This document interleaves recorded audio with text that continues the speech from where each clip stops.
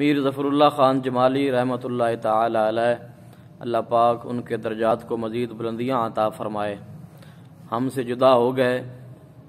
یقیناً انسان کی جو نیکی ہوتی ہے وہ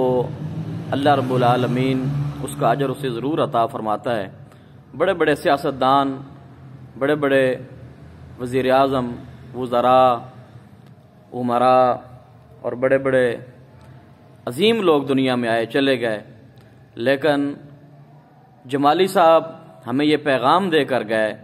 جیسا کہ آن دی ریکارڈ ان کا یہ بیان موجود ہے کہ مجھے 9 سال ہو گئے ہیں لگاتار میں مکہ شریف، مدینہ طیبہ حاضری دے رہا ہوں، اور میں نے استعفیٰ اس لیے دیا ہے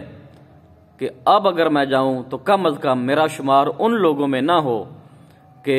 جنہوں نے ناموس رسالت پہ حملہ کیا یا ان کا ساتھ دیا ہے۔ یہ ہمارے لیے پیغام ہے کہ ہم جتنا بھی بینک بیلنس جمع کر لیں، جتنا بھی کمائی کر لیں،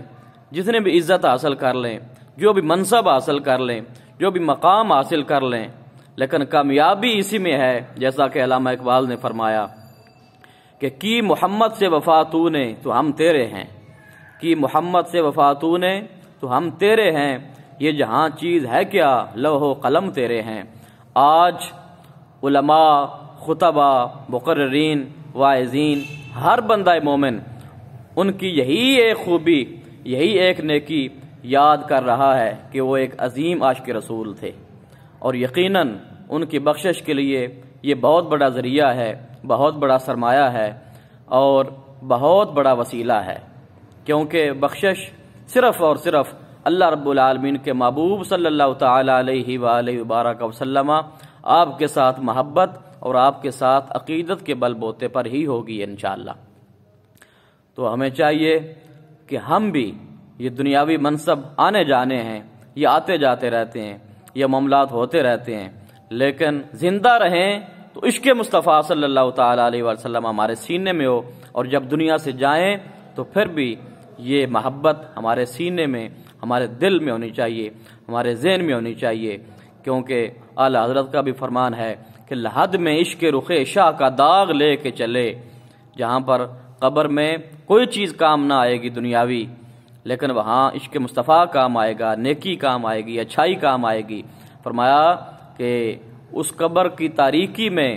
جو چراغ ہے، جو روشنی ہے، وہ کس سبب ہے؟ فرمایا لحد میں عشق رخ شاہ کا داغ لے کے چلے،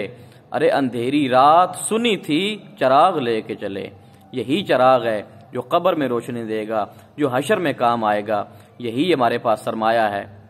اور انہوں نے دنیا داروں کو بھی یہ پیغام دیا ہے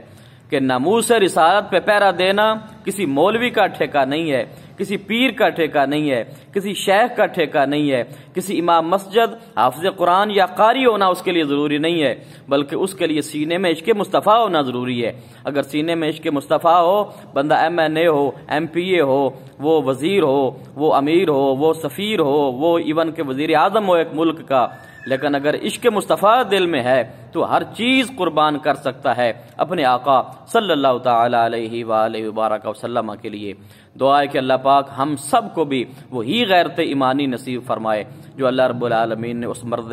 قلندر کو عطا فرمائی تھی، اور اللہ رب العالمین کی بارگاہ میں دعا ہے کہ اللہ پاک میر ظفر اللہ خان جمالی صاحب رحمۃ اللہ تعالی علیہ ان کے درجات کو مزید بلندیاں عطا فرمائے، اور جس آقا کریم صلی اللہ تعالی علیہ وآلہ وبارک وسلم کے لیے